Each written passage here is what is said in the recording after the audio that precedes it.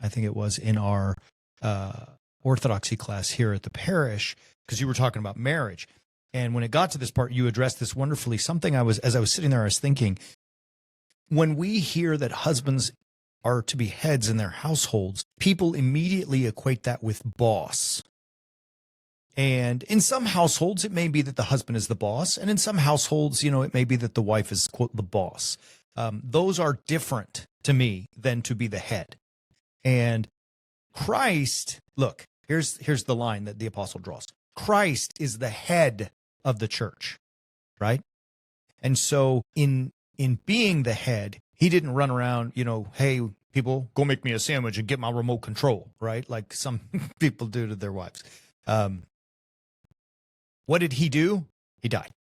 Yeah. For the sake of the rest of his body, which is the church.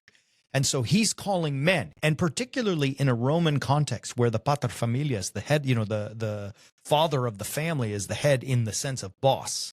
Mm-hmm. And he's saying, fine, you are head, die. Yeah. Right?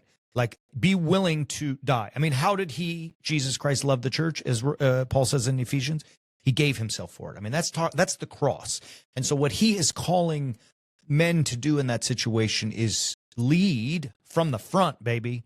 But that path goes straight through the cross, right? Yeah. So it's not just this, I'm bossy. Like, in my home and in yours as well, we lead. We're the heads, and in our craziness, maybe we're like bobbleheads, maybe, but the heads, and look, I am willing to sacrifice all the things that I can for my bride. And what's fascinating is that she's willing to do the same. Yeah. Even when I don't deserve it, even when I'm not, even when I'm a jerk, which it's happened only once in all of my life. But when it goes down, everyone's got to be ready, and we're taking care of each other. We're looking out for one another. That's what that means. Yeah. It's not and it's not that he just says, wives, be subject. He says, be subject to one another. Yeah. He's calling us all to the same, level playing field. And then when we get there, how we live that out, how we act that out is the cross. Yeah. So here's a very silly practical, it's an image that came into my mind with something you just said triggered it. And again, this is not in any way to boast. I wish I was faster at coming up with better imagery from, the lives of better people than I, but I'm going to talk about myself. And forgive. So forgive. But 2 weeks ago, we were grinding as we do every day, and I was working hard, and I was like grinding, and I had really a very, very productive day.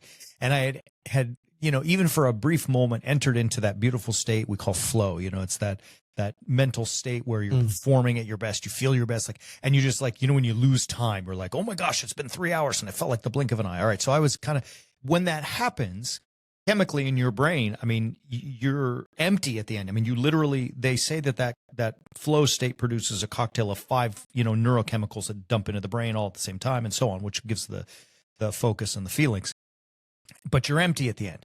And at the end, the point is I went home and I literally I was exhausted in a good way, but I was like, I didn't want to do anything. I literally wanted to say, hey, woman, make me a sandwich, get me my remote. Like I just needed to recover from the day so that I could perform tomorrow. What happened when I walked in the door was a honeydew list. And it was literally like, this was the list. Thank you for watching this short clip from our crucifixional live stream. We appreciate you tuning in. If you liked it, and if you want more, you can access the full episode by clicking right here. Like seriously, right now, click right there and get some.